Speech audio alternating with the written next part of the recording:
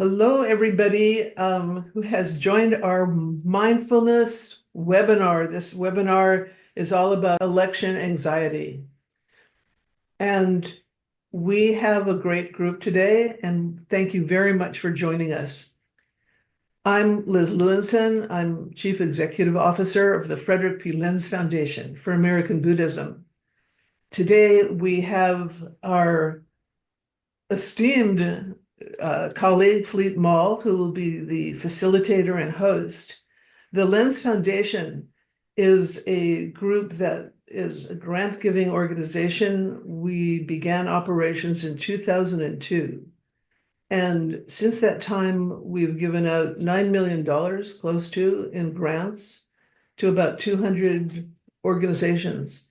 And not everyone is strictly a Buddhist organization. Many of the grants and the groups we work with are teaching mindfulness and meditation in secular settings, such as prisons, schools, and universities, different hospitals, caregiving, many situations where mindfulness and meditation have proved helpful. And Fleet Mall, who's facilitating this session, is one of our long-term grantees with the Prison Mindfulness Institute. So I am going to shortly turn this over to him. We are recording this session. Any questions you have, please enter in the Q&A button that's down below on your screen. These questions will be visible to the panelists, and there will be a separate Q&A part of this session in the second part. So with this, I am going to turn this over to Fleet, and I am simply going to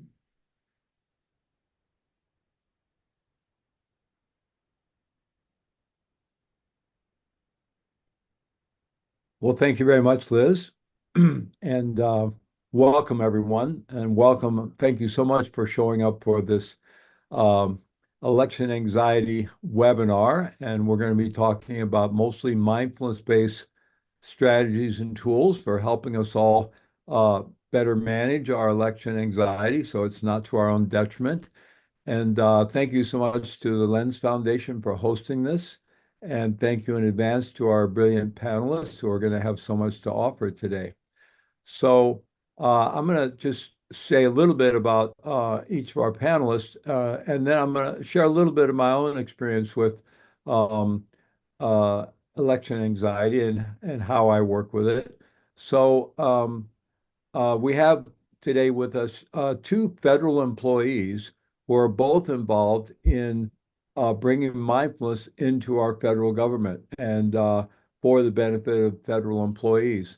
So we have Katrina Combs, who's with Mindful Noah, and we have Garth Smeltzer, who's with Mindful Fed. And Garth actually was one of the co-founders of Mindful Noah and has now gone on to Mindful Fed. So it's really an effort to bring mindfulness into the entire federal government, which is a wonderful initiative. And I'm also very happy to say that both Katrina and Garth received at least some of their mindfulness training through the Engaged Mindfulness Institute, which is one of the divisions of Prison Mindfulness, and funded by the Lenz Foundation. So kind of all part of a big family here. And then we also have Michael Brady, who's with Generosity Wealth Management and is a social activist who's involved in supporting orphans in Ukraine, been involved very much in restorative justice work, in microfinance and business training for folks in Uganda. Just amazing work all around the world and a longtime mindfulness practitioner. So we have a great group here today. So I'm going to start off just talking a little bit about my own experience. You know, I have to admit that over the last couple of weeks, I found myself thinking from time to time, I just wish this was over. You know, I do have my preferences around who I would like to see elected. I've already voted. I'm going to be in Europe on November 5th on vacation with my wife. So I actually did a mail-in vote just a few days ago. And so I do have my preferences, but in some ways, just because of being inundated with all of this in the incredibly polarized environment we're in, it's kind of exhausting. And I really titrate my exposure to it. I really try to, I have a predilection. I could be a news junkie. I could be a political news junkie. But I really resist that. I check in on my phone maybe once a day. Sometimes, in the evening with my wife, Sophie, we like to watch something on Netflix or something like that. And so as we're turning it on, I sneak in a little of the news there. But I really, other than that, I try to avoid it because, as we all know, there's so much kind of noise in the environment and it's become so polarized. And, we all have our preferred news sources, and we've all heard about these information bubbles that we find ourselves in. And I think it's helpful to realize that there are for-profit media companies that are profiting greatly by creating these bubbles and inviting us into those bubbles and reinforcing that continually. And so I think it is helpful to realize that even though we may tend to agree with one bubble or the other, it's not that the people really creating these bubbles have our best interest in mind. And it's not really that there's a dedication to objective fact finding and truth telling. There are better unbiased sources out there that we can find to get our information, but it takes work. It really takes a lot of embracing a lot of agency and work today. So I think for me, one of the a number of strategies I'll just point to that I help me deal with this election anxiety and kind of the exhaustion that can come along with it.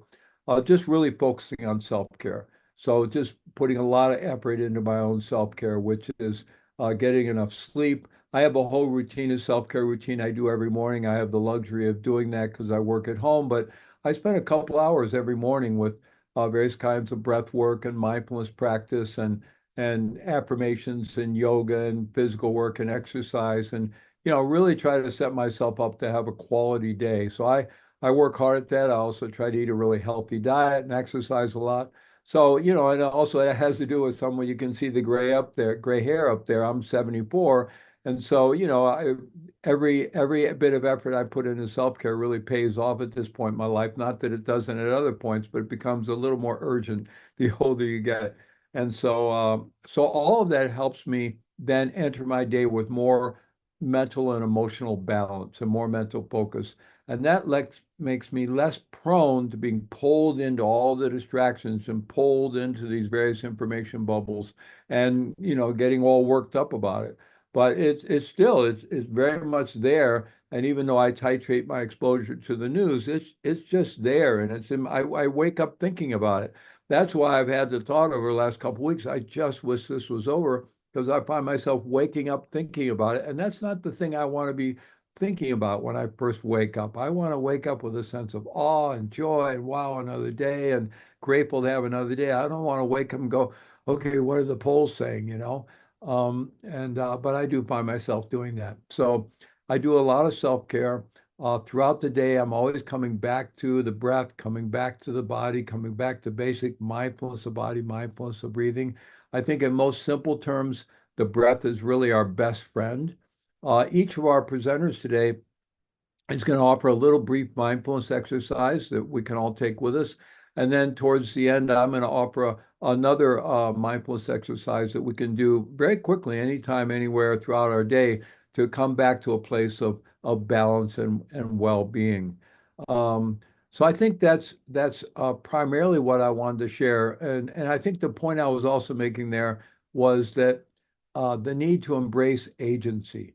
We've all been enculturated and trained in our consumer-based culture, and I'm not trying to demonize that, but it's just the fact that we've all been sort of enculturated and trained to be passive consumers, right?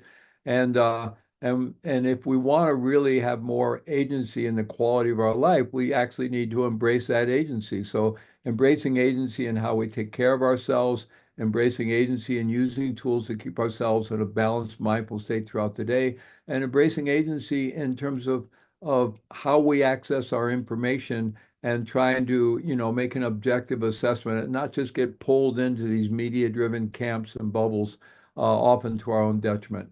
It's fine to support, our candidates and our side and our preferences and our politics, whatever that is, but also getting to the say where we think our people are good and the other people are bad, I don't think is so helpful. At least personally, I don't feel that's so helpful. And so, at any rate, I'd like to turn it over now. So I'm going to invite Katrina Combs, who again is with Mindful Noah, and so we'll spotlight Katrina and look forward to hearing from you.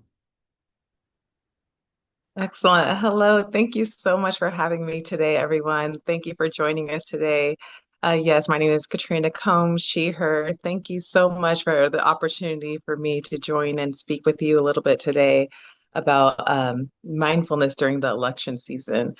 And what I would like to say, just going along with Fleet, is have a sense of just openness and curiosity about whatever you're experiencing. Of course, the ebb and flows and how much we consume as far as political media, it can be daunting. It can be overwhelming. It can be just downright frustrating sometimes. So, with that, definitely monitor your intake and take care of your heart. Depending on whatever state you're in, it may have different beliefs and biases to your personal beliefs, and your community, your neighborhood may not see the same values that you do, or you may not just align with your local community values as far as the election. And so, with that, I say definitely take care of your heart and what speaks to you, what is your truth, and not to waver and sway in any political way if you're feeling the pressure or feeling just ostracized or frowned upon in your neighborhood, your community.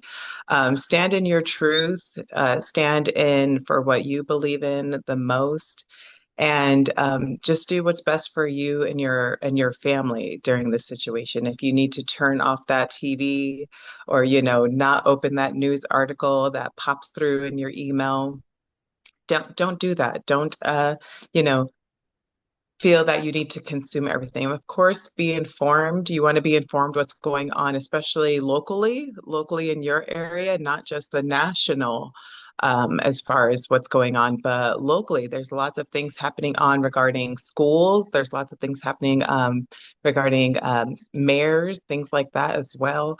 So be informed, be what's going on in your local community, but nationally just really listen to your heart and just touching on exactly what Fleet was saying as far as being swayed either way, just stand in your truth. Don't feel that you need to consume everything at once. And I feel like this is just such an appropriate day to have this conversation as well, with it being World Mental Health Day as well. And just to really recognize that and pour into yourself and take care of your mental well-being from everything from just who you are as your political stance and just who you are as a person, integrity over everything.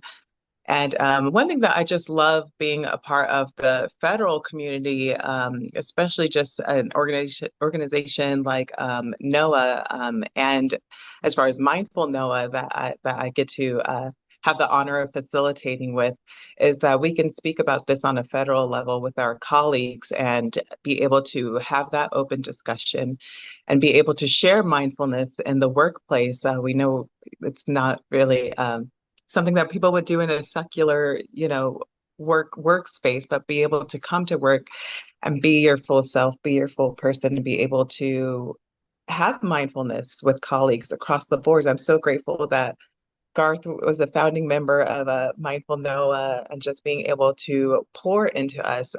When I came into Mindful Noah in 2020, we were in a time of huge political unrest in our nation, and lots of people were going onto sides and just being really torn at that point. And just being able to come into a safe space with federal colleagues and being able to, you know, cry, be mad, be frustrated, come to these mindful sessions as my full self. There's so much value in that, so much value. So, very grateful for Garth and the founding members of Mindful Noah.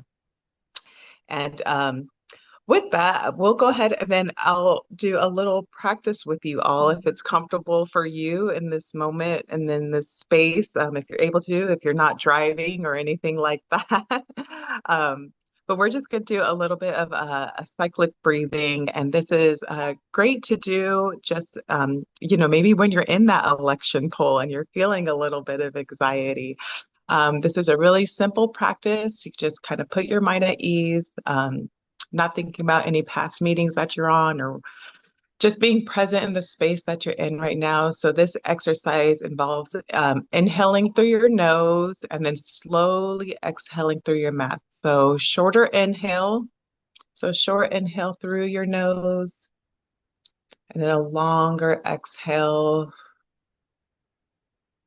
We'll do that one more time. Just a nice short breath through your nose and a longer breath out. So this type of breathing is shown to enhance our mental and physical well-being, and even compared with our typical breathing that we do during meditating. So I leave that with you, and I hope you have a restful election season. And I'll go ahead and turn it over to Garth Smelter, my dear friend, and you can take it away. Thank you. Thank you, Katrina. I thought we just got going there. I was ready to go for the rest of the time, just focusing on breath. Thank you for that practice. It's so nice to see Katrina again, as she mentioned, partner in Mindful Noah. It's an honor to be here with Fleet Mall, one of my dear teachers who has really set me on this path. And now I have a new friend and colleague, Michael Brady. It's an honor to be chatting with you all about this because as a federal employee, it to be completely transparent and honest, these are not the types of conversations that happen readily in federal government.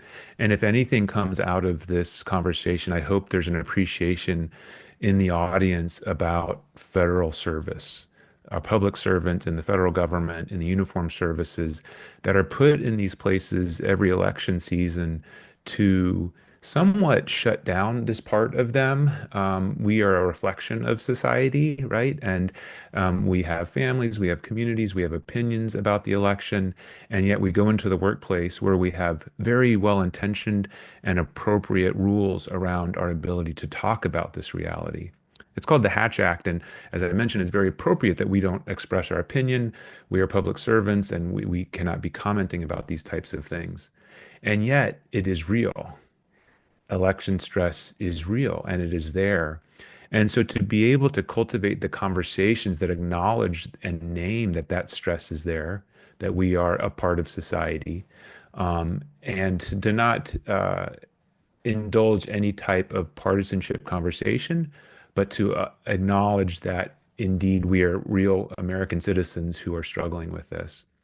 And be it Mindful No or Mindful Fed, Katrina and I have been proud to cultivate those spaces that allows us not just the brave space, but sort of the really courageous space around acknowledging that these things are in our life, be it an election season, be it school shootings, be it global conflict, creating space for people to talk about, and more importantly, practice around those emotions.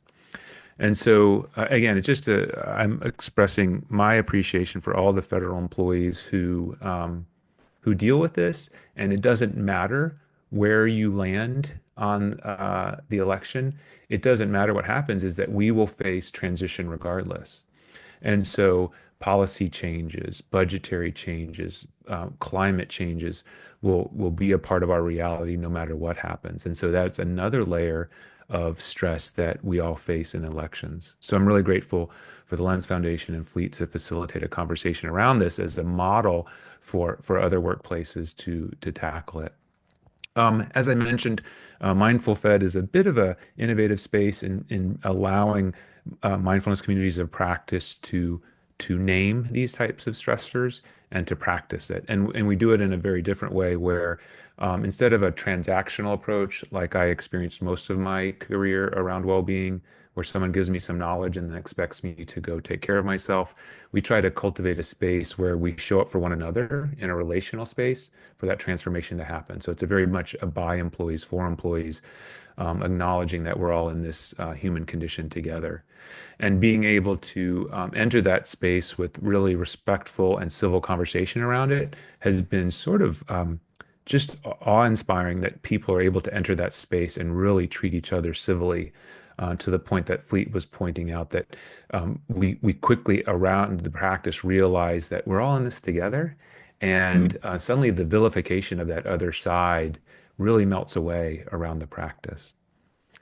And so I'd like to get us into a secondary practice that I call rest. I stole this from some teacher that I don't remember, but it's the rest practice. It's a little bit heavily guided, but Katrina set the stage for us about paying attention to the body. And so recalling her invitation to be aware of your breath. And if it's helpful to close your eyes to minimize that distraction, the invitation is just to notice your seat in the chair, notice your feet on the ground, and notice your body in space.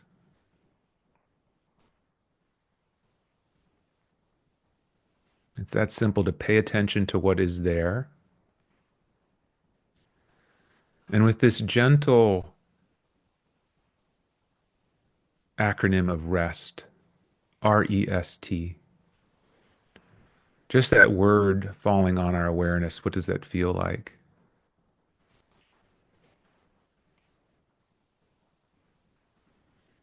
Maybe a deeper breath is invited. As we move towards the R of relaxing our attention, can you let the edges of your focus just blend into awareness? Releasing that need to be hyper-focused on anything.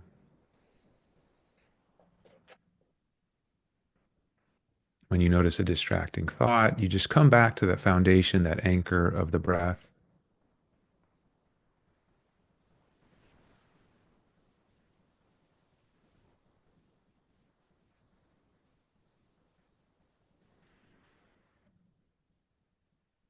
And we move to the E of exhaling, all doing. As you breathe out, just that release, that emptying of all striving or trying to do anything in this moment.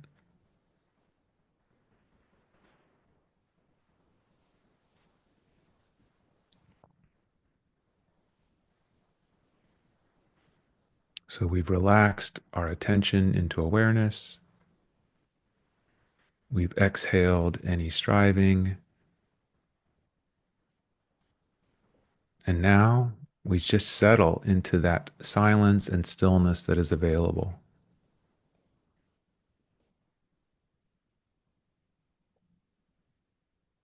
Of course, there's sounds, there's movement outside of us, inside of us, and we're just inviting ourselves to notice the stillness, notice the silence that is available.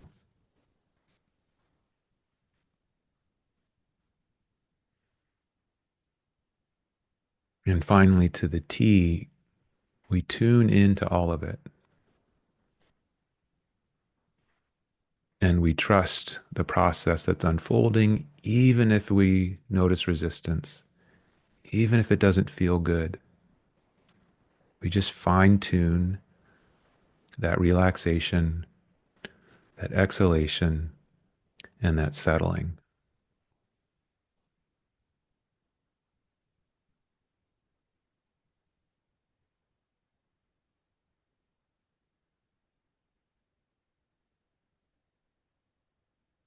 And so as we close this formal practice, letting your eyes open if they were closed to let back in that light and colors, and just the encouragement that quite often rest can feel so self-indulgent, and yet we wouldn't ask ourselves to lift weights for 10 hours, right? We give ourselves rest. We wouldn't run all day, every day. We give ourselves rest. The same is true of mental fitness. And as we are faced with neglection, anxiety, and all the other anxieties that we are confronted in this modern age, that rest is truly, I think, a very active act of service to yourself and to those that you come into contact with throughout the day. Thanks for letting me be a part of it, Fleet. Well, thank you. Can I go ahead, Fleet? Please go ahead, Michael. Yeah, thank you, Garth, and Michael, you're on. All right, so I'm not sure if any of the people attending this webinar have ever been on a panel where you're the last panelist and you have this nightmare that everyone's going to say what you wanted to say and you're just going to say ditto. Well, fortunately, there's so many different ways to address election anxiety that I don't have to do that. But what's great is that's the very first thing that I do for myself is I try to find the humor, and it's usually self-deprecating. Oh, I can't believe this, that, and the other, but finding humor, because for me, I want to live what I preach, which is hope and optimism. And that's easy when everything's going your way, when things are unfolding the way you want. But where I learn the most is when it's not. Okay. I mean, friction is where I learn. And so I always want to remember that. And so I kind of go from the hope and optimism that I want to live my life by and who I am to awareness of anxiety. Why am I anxious? I mean, and that might be very obvious potentially, like, oh yeah, it's obvious. Well, sometimes the normative culture that you're in, you might not know that you're anxious because everybody else is anxious as well. And so I don't know if you ever heard about fish who, what do you think about the water? Well, the fish doesn't know the water. Like what water? Okay. And so I try to surround myself with people who don't re-encourage in a feedback loop, um, my own anxieties. I get you going and then you get me going. And then pretty soon we ramp each other up from a 2 to a 10. It's just not very helpful. Someone's got to interrupt that pattern. And I always try to remember that. I'm in the finance world, and there's a lot of fear around money at times. And there's a tendency to catastrophize. That's what I call it in my business, which is to imagine the future, which is inherently unknown, and imagine the absolute worst. And Mark Twain was the one who said, I've spent I've had lots of worries in my life, most of which never happened. Is something possible? Yes, but worrying about something that might not happen just brings me down and doesn't once again feed into that hope and optimism that I want. When you have a diet, there's one thing that they say that's like, oh, don't eat X, Y, and Z. And then there's another theory of dieting where it's like, you don't say no, you say yes to ABC. So I think to myself, what can I replace the anxiety or these negative? So I like to focus a lot on relationship building, okay, so that I can understand. If I don't understand my fellow community, if I don't understand maybe the other side, then it's easy for me to use they and them and the other language in my own mind, which I just is not helpful to me staying calm and relaxed. And that allows me to acknowledge that maybe I'm anxious because I'm attached to an outcome that I believe that I want, that I think is the better one. And if it doesn't happen, I'm still attached to that outcome. So if I can try to not be attached to the outcome, I notice that in some of my business meetings. If I sit down and I realized, wow, I'm trying to control everything. I've got everything down to the minute. Okay, great. We're going to go from 10:02 to 10:04, and this person's going to say that, and this person's going to go over here. Then I'm probably anxious or insecure. But I also notice when I sit down in a meeting, I'm like, I wonder what's going to happen here. We're going to figure this all out. The wisdom of the group will, when we're done, have a great positive outcome. I'm really looking forward to finding out what happens. I know that I'm probably feeling good and secure in who I am, and it reduces my anxiety as well. what I and this is really everything that I'm about. This is like my hobbies is taking global issues and making them local to things that I know that I can participate in. Um, I work with orphans in Ukraine, so I could spend a lot of time talking about what's the issue, what's the global political the solution to it? Well, I don't know, and no one's asking Mike Brady my opinion. So no matter what I come up with, it's probably not going to change anything. But what I can do is work with those orphans in Ukraine to make their life better. It's something very tangible. I try to do the same thing here in my local community. I can't decide something big, but I can make an impact on this person who has some trauma. It's very identifiable that they might have some trauma. Perhaps I can help them work so that if they're happy, then they're probably going to make the next person next to them happy, and then pretty soon we have a happy community. So that's how I deal with anxiety. And as we bring it into election, I mean, I really want to acknowledge that this is taking kind of a life lessons of anxiety into election anxiety because it's very pinpointy, right? It's happening right now. It's in the present. Is um, how can we remain humble about it, not be attached to the outcome? I think it was, I don't remember which, I think it was Garth or maybe it was Fleet, the impermanence of things. Yes, it might not go the way we might want right now, or I might not want, but things are always changing. And I guess maybe it's getting back to that hope and optimism in the world, living, that loving action, not knowing, bearing witness to what's happening so that I can then, of course, make that loving action. Some of the three tenets of the Zen peacemakers, which I incorporate into my life. So that being said, I'd like to share with you a little bit of a practice. It's one that I also stole, Garth, but I complimented them by stealing it. It's the way I look at it and incorporate it. It's called a 5 4 3 2 1, and it's what I do in a meeting where I can keep my eyes open. It's identifying my mind. So we'll do this together. It's really 5 things that I can see, 4 things that I can touch and feel, 3 things that I can hear, 2 things that I can hear, and 1 thing that I can taste because it gets easy to hard.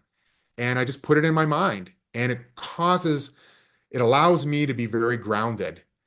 Katrina, I loved what you started us off with the breath work. I think that that's a good, absolutely. I mean, it's me doing that at the same time that I'm now looking around while someone is maybe causing me some anxiety, whether they're on TV or sitting next to me, and I can see my camera, my iPad, my vitamins, my microphone, and my notepad.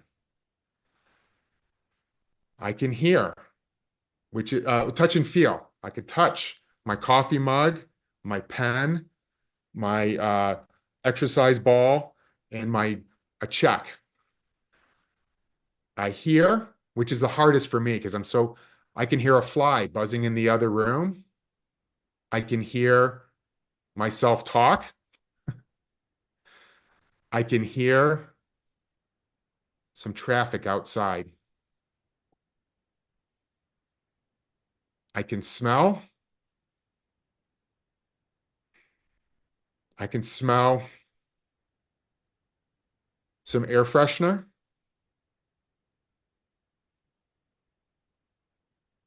And it might be the same thing, but I could also smell cleaner from my screen. So I smell ammonia. And I taste my coffee because I just got done with some coffee. And it causes me to really slow down and be aware of my surroundings and be very grounded. With that being said, I'd like to hand it back over to you, Fleet. Thank you very much, Michael. And that was a great exercise. All the exercises were really wonderful.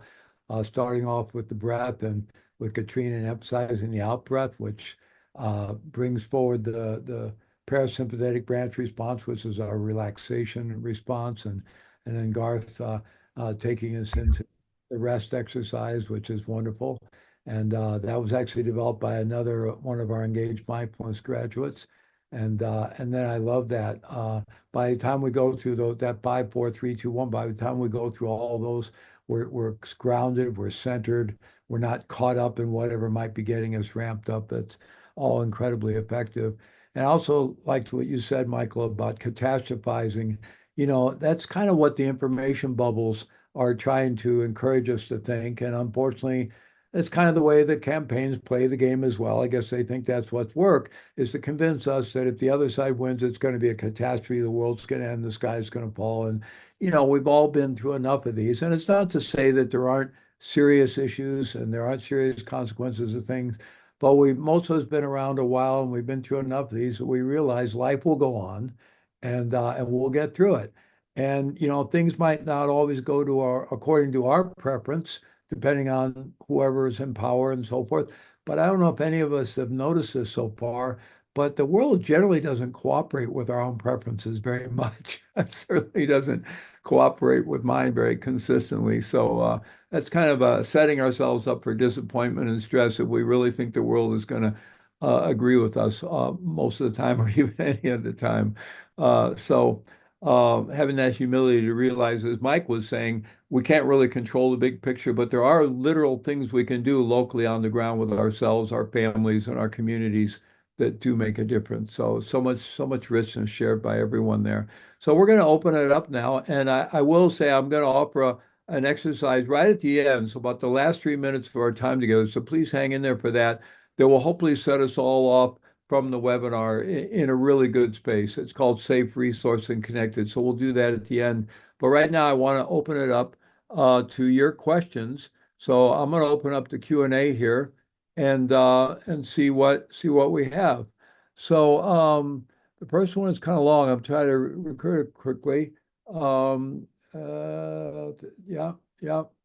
Size representative poor people's kind of basic. Humane. Yeah, well, I think this was more of a comment from Charlotte, in a way that in Georgia, where we all know there's been a focus of around the election process and everything, and there's some lawsuits and so forth, that you live in Georgia and you're dealing with that, and you're really trying to find a way to engage locally and in the spirit of John Lewis, who's quite an inspiration from Georgia, and to do that. So. I guess what you were asking there is advice for someone needing fearlessness in a vulnerable situation. So you're contemplating kind of putting yourself out there, and that leaves you feeling vulnerable, and especially in this polarized environment we're in. And so you were seeking advice around courage to be fearless and be willing to step out there a little bit and take action. So anyone have any suggestions there, Katrina or Garth or Michael, anybody? Maybe we'll going back to Katrina first, maybe since you started us off, and maybe you'd have some advice for Charlotte there. Yes, my advice would be plug into actually maybe organizations that's around you. If there's a nonprofit or maybe an organization that is along the same beliefs as you, along the same advocacy for you, maybe pour into that because there is strength in numbers, definitely. So maybe connect with organizations or your community space. See if that's helpful. Hopefully that answered your question, hopefully. I think that's great advice. Not doing it alone, not being a lone Yes. ranger, but finding people Hmm. to do this with so we can have that support. Absolutely. And also, I think it helps balance our own ideas because, the more we work with others and get involved, probably even if it's a, kind of advocacy on one side or another, at least we're mixing our mind with others and we'll end up usually with a more balanced view. So I think that's great advice. So Could I add something as well, Fleet? please do, Mike. I just wanted to talk about confidence is different than courage. Confidence sometimes is misplaced. It's how you feel. It's when you feel good. But when you feel bad, that's when courage comes out. And so I like to think of myself as a courageous person. So it's an opportunity for me to practice my courage. And I would say, just like, you do things in baby steps, don't go before a crowd of 1,000 first. I mean, go with like one person and then five and 10, whatever it might be, but build yourself up and how you build those skills and your own uh, confidence in your own courage. Wonderful. Thank you, Mike. So, Morelia Aranda was speaking about, she's been practicing mindfulness and meditation for a long time, and wondering why it's become more difficult with time. Well, I'm not exactly sure what you're referencing, but environmentally, I think it has become more difficult for all of us because there's so much distraction. I mean, the whole world of media, in my lifetime went from black and white radio to black and white TV to what we now know in social media and the World Wide Web. And it's just we're inundated with distraction of people trying to market things to us, some of which are, good for us, some of which are probably not so good for us. And then all the political noise and all the rest of it. So there's huge amounts of distraction. And I think that's one reason for me, it's really important to get clear about who am I, what's important to me, and what do I really want to do with my day and my time? Because if I don't do that and have that clarity, it's like I'm throwing the doors and windows open to all that distraction, all that noise coming in. And it is, in that case, then becomes harder and harder to be mindful or to meditate. Um, Douglas was thanking Garth for what he shared. Thank you. Pamela wanting to know if this will be available to share. Yes, it will. The Lenz Foundation is going to make the recording of this available to everyone, so you'll be able to share that. Um, uh, yeah, so Eileen's saying the lies and hate speech are what make me anxious. And so how do we live with that? So maybe Garth, you could address this one. How do we live with, just the kind of the hate speech, the polarized misinformation, whatever side it's coming from, uh, the anxiety we feel around that.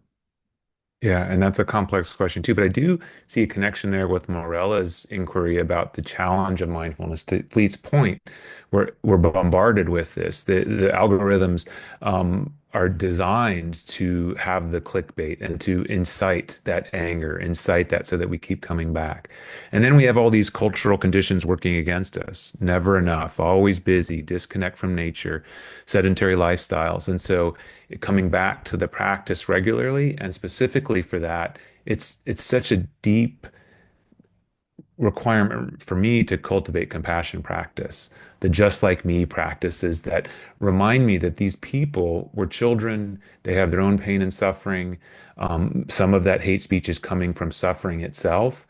And how can I position myself, to Michael's point, influence around me? I'm not going to correct that behavior, so to speak, but how can I focus on my own reaction to it?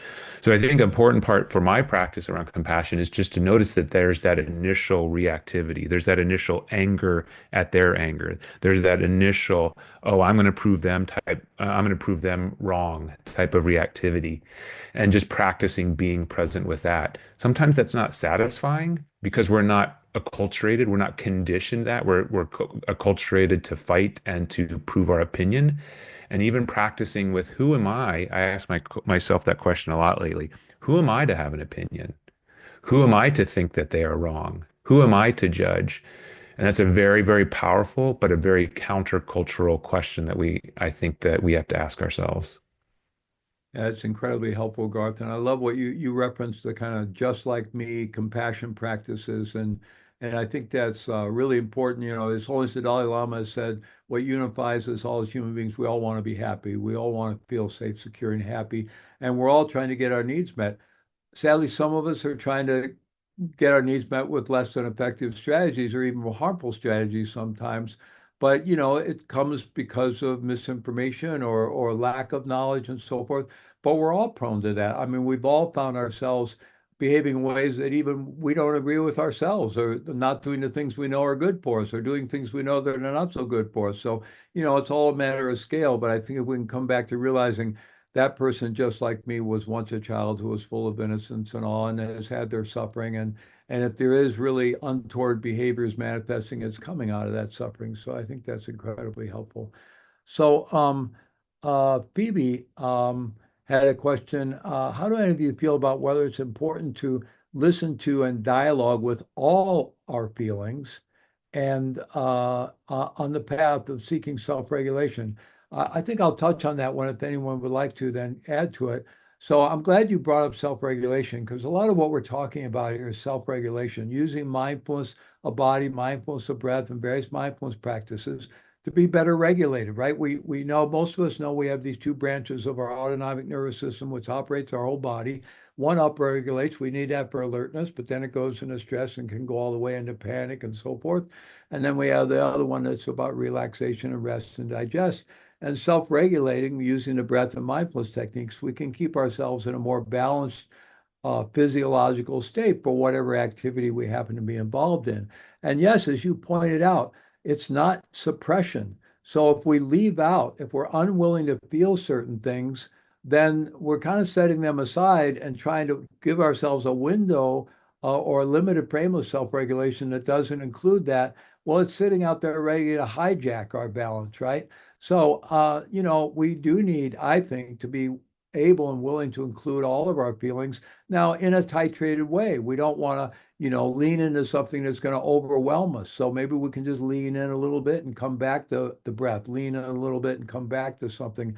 So doing it in a workable way, but the more our window of self-regulation can kind of include everything, the more balanced we're going to be. So I don't, did anyone want to add anything to that, Garth or Mike or Katrina?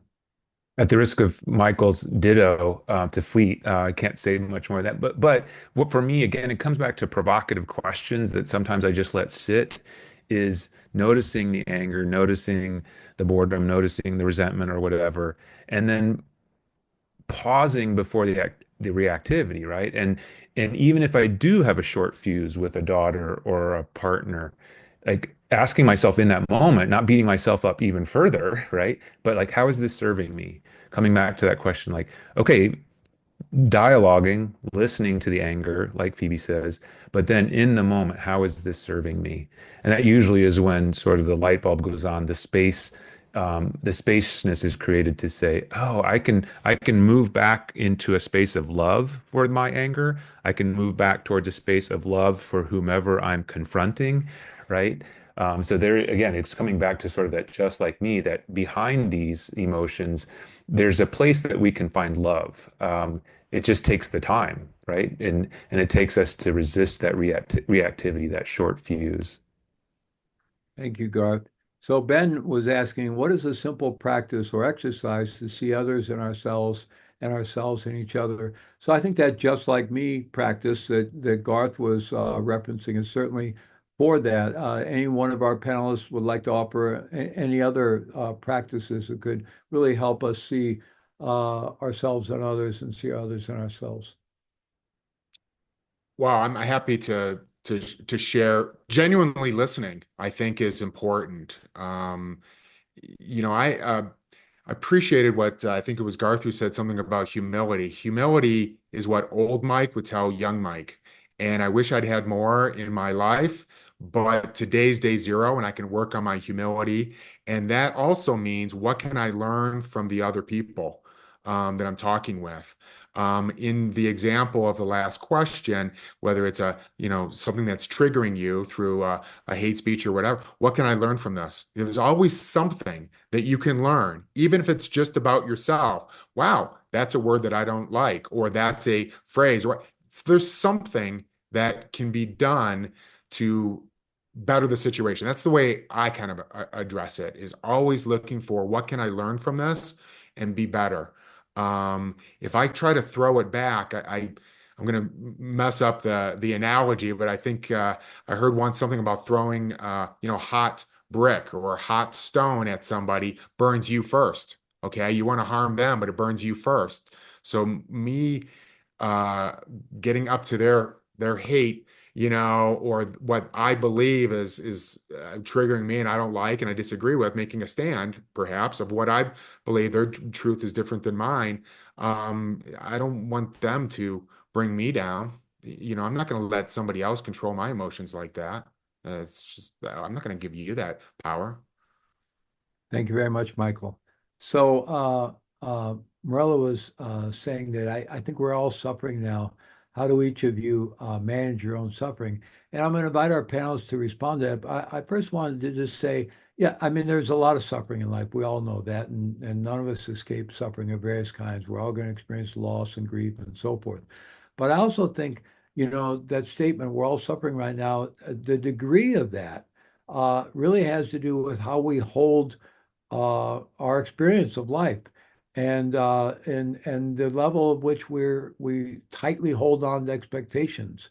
I have a colleague that says expectations are planned resentments and planned disappointments.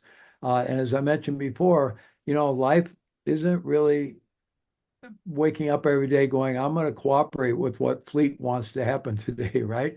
And so, the amount we're suffering has a lot to do with the level at which I expect things to be a certain way. And it's completely reasonable that we expect things to be kind, we expect things to be just, we expect things to be this.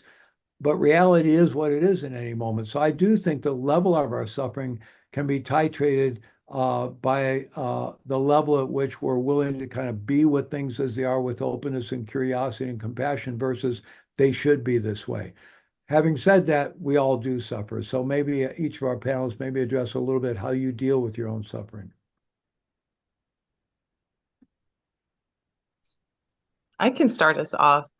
Yes, that's such a great question. Very, very appropriate for, of course, today it being World Mental Health Day, and just recognizing that, yes, we are going through suffering, but, as, such as today, we're going through, a catastrophic hurricane right now. I'm part of the National Weather Service, and just thinking about when we mentioned suffering. So there's lots of that. There's not only just emotional suffering, but physically, people's homes, people's spaces, their comforts are being destroyed right now. And so, when I'm in a space of realizing there's a lot of suffering or I'm going through some suffering, my outlet is journaling. Journaling is very, very helpful for me. Just putting things in perspective, black and white, and I'm seeing what I'm writing, I'm seeing what's coming up for me. And then, so sometimes, that saying, the grass isn't always green on the other side, or, walking a mile in someone else's shoes. Sometimes it just puts things into perspective when you actually write something out. So journaling may be a great outlet for you, or maybe sometimes it's coloring, adult coloring books, or just doing something creative to kind of ease that suffering, that whatever it may be that you're feeling. And of course, if it's something physical, like, going through a hurricane or losing your home or something a little bit more serious, definitely reaching out to resources in the community, whether it's government resources or just friends, neighbors, to help ease that suffering that you may be going through. Um, there's always a willing hand. And then definitely reaching out to, of course, organizations like National Suicide Hotline, things like that, that you can definitely do if you need additional resources, additional help with that. So I'll turn it over to Garth. Maybe do you want to take on that as well? Yeah, what a powerful question, and what a foundational question about all of our practice, right? It is that very question that brought me into this practice. And I think this points a little bit to what Fleet has already covered, is it's our clinging to the idea that things should be a certain way, cling to the idea that things should affect us only in positive ways, and cling to the ideas that things should change or not change. And so it's this practice, there's regular practice with um, uh, all is imperfect, all is impermanent, and all is impersonal. Those are easily said. They're not easily sort of believed by the body. And so using those in practice day in and day out and being curious and kind with ourselves about those. But it does take regular practice, and it takes a little bit of levity, as Michael was alluding to be gentle with the self, that in this moment, I feel like this should be about me. But then noticing in practice is like, wait a minute, these thoughts are coming and going, these sensations are coming and going, these emotions are coming and going. So it comes back to the imperfect, impersonal, and impermanent teachings that are just so foundational to my practice. And Michael? thank, yeah, go I'm ahead. so glad I'm so glad I get to go last because I've been thinking about the answer. And what I love about the question is that it's reminding me that it's something I used to do, I no longer do. Um, I, I'm not sure that I've suffer very much. I just that's a big word. But I'm also a human being with ups and downs and things like that. And I used to have this folder, right next to my desk. It was like my happy folder. And so when someone says, "You're great, Mike," or "I got a card," so I would pull the thing out, and I had all these really happy things that you're the man, and stuff like that. And I used to save voicemails too, that were really nice and pleasant. And I've gotten out of that. So I probably need to go back to that because that's one way that I get myself and remind myself that this too will pass. Um, I had a business deal a number of years ago that was painful and stressful. I'm not going to lie. Didn't sleep for 2 years. And how did I get through that? Because I got to tell you, that felt like suffering. And I remember joking with myself that I'm going to look back on this time and think and be happy with all the ways what I learned. I'm really going to look back on this and be proud of all the things that I learned. But I sure am looking forward to looking back at this time because living it's not much fun. And so if I'm having some anxiety now, one, all the things that we've talked about, but think about, I sure am looking forward to looking back on this. What am I going to learn from it? But now we can be proactive in learning right now. That's incredibly helpful, Mike. And just anecdotally, your happy folder, those were all messages from me, right? That's right. They were. I thought, yeah. So Susan Suzanne, I'm sorry, has a great question here. Speaking to the issue of suffering, one of my challenges is to stop expecting that there's an end to it. For example, the election outcome will end, and one of the contributors to my angst will end, but it feels relentless, and there's a major source of exhaustion and stress. So yeah, absolutely, and that's why I think a lot of the things our panelists are pointing to have to do with how we work with things and our mindset and our expectations and our ability to hold things more fluidly and openly with curiosity and so forth, because there is always going to be challenge. One of my spiritual teachers used the expression living in the challenge. And he also talked about a sense of sort of spiritual warriorship, not warriorship in the sense of making war, obviously, but in the sense of human bravery and living in the challenge. And the challenge is there. Every day we wake up, the challenge of life is going to be there. And so how can we work with it in ways that uh, with self-compassion and in ways where we feel like we're living a good life and contributing.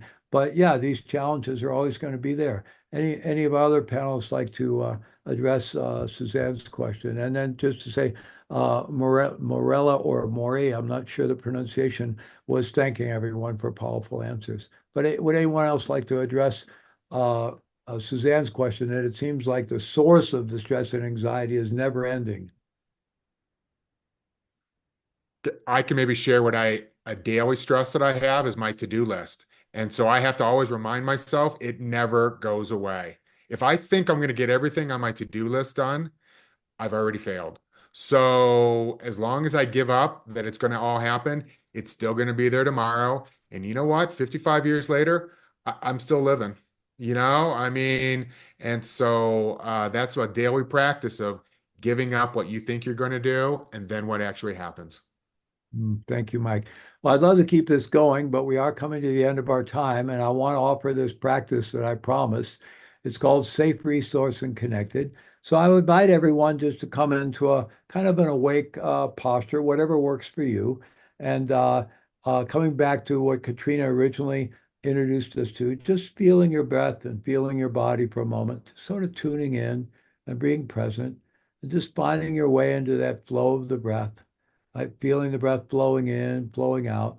and letting that gentle focus on the breath and on feeling the body sort of ground us here in the moment. Really feeling the body as deeply as you can, all the way down to the bones from head to toe, and feeling that flow of the breath and just letting that slow us down. And then we're going to intentionally cultivate 3 mind states. And the first one is feeling safe. So I invite us all just to say to ourselves, right here, right now, I'm safe. Right here, right now, I'm safe. And in this moment, I'm relatively safe. Now, even contemplating something like safety could bring up fears of not being safe or memories of having not been safe or worries about not being safe in the future. That's fine. We can let all that come and go and just coming back to the reality that at least for this moment, I'm safe. And really let ourselves all the way down to the bones, let our entire nervous system feel a moment of relative safety, okayness. Right here, right now, I'm safe. Right here, right now, I'm safe. Just repeating that to ourselves and not suppressing anything, but even with everything going on, right here, right now, at least in this moment, even this micro moment, I'm safe. I'm okay. I'm safe. I'm okay. And then the second one is right here, right now, I'm resourced.